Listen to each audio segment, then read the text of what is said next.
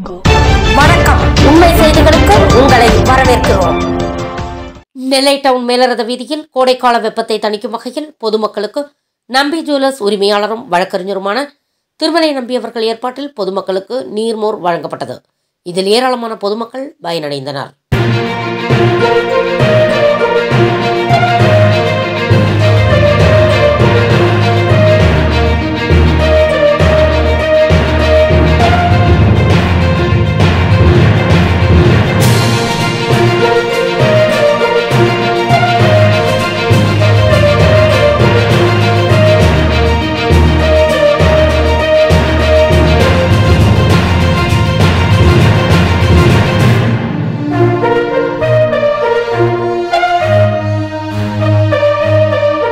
Thanks for watching உண்மை செய்திகள்.